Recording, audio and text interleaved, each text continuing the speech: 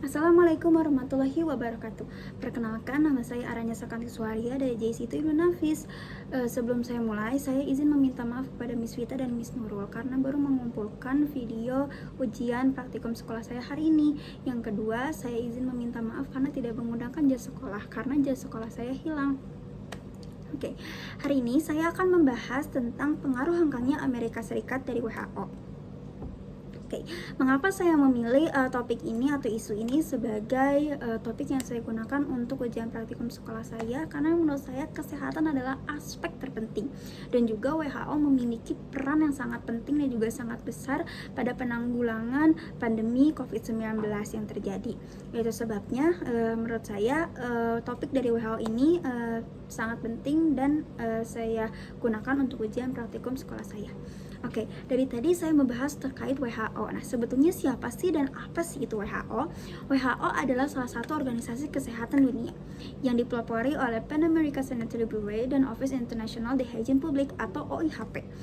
WHO didirikan pada tanggal 7 April tahun 1948 yang awalnya bernama United Nations Specialized Agency for Health dan menjadi pelopor bagi organisasi lainnya seperti UNICEF. Terdapat 6 divisi yang sejalan dengan program WHO. Fungsi dari WHO itu sendiri sangatlah banyak.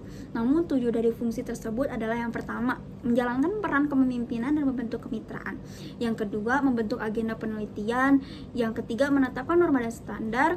Yang keempat, memantau situasi kesehatan dan mengkaji tren kesehatan. Yang keempat, membangun kapasitas lembaga secara berkelanjutan. Yang keenam, memberikan dukungan teknis untuk mendorong perubahan. Dan yang ketujuh, merumuskan opsi kebijakan yang etis dan berbasis bukti.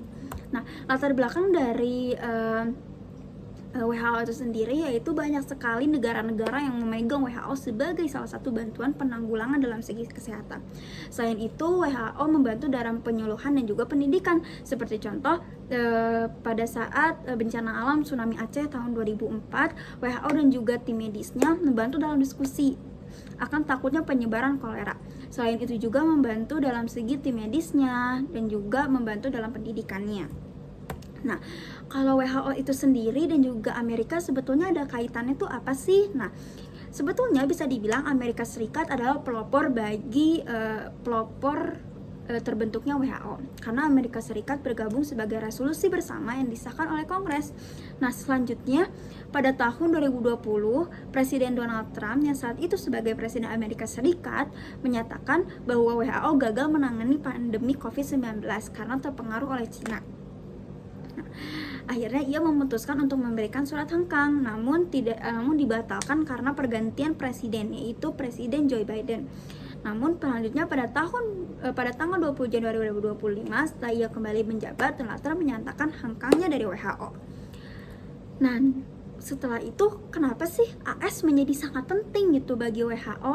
Pertama, pengurangan biaya finansial. Bisa dibilang AS merupakan penyumbang terbesar dalam anggaran WHO, sekitar 18% dari total dana donor. Jadi negara-negara yang bergantung kepada WHO mungkin bisa banyak berdampak gitu. Karena terutama Amerika Serikat adalah salah satu negara yang membantu dalam upaya penanggulangan penyakit menular dan juga vaksinasi di seluruh dunia. Yang kedua, penurunan koordinasi global dalam penanggulangan pandemi. Negara-negara anggota WHO biasanya berbagi data wabah, distribusi vaksin, dan juga pengembangan perawatan. Amerika Serikat adalah negara yang sangat besar dan juga memiliki peran yang sangat penting.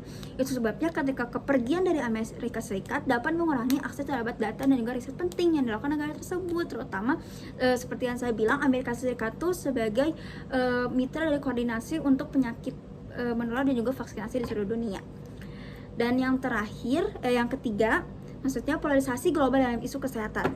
Nih, karena Amerika Serikat adalah negara yang besar dan juga memiliki peran yang sangat penting, beberapa negara bisa mengikuti jejak dari Amerika Serikat sendiri karena negara-negara yang mendukung keputusan Amerika Serikat juga pun bisa membentuk aliansi kesehatan tersendiri. Dan selain itu konklusinya adalah ada 3. Yang pertama, pengurangan biaya finansial.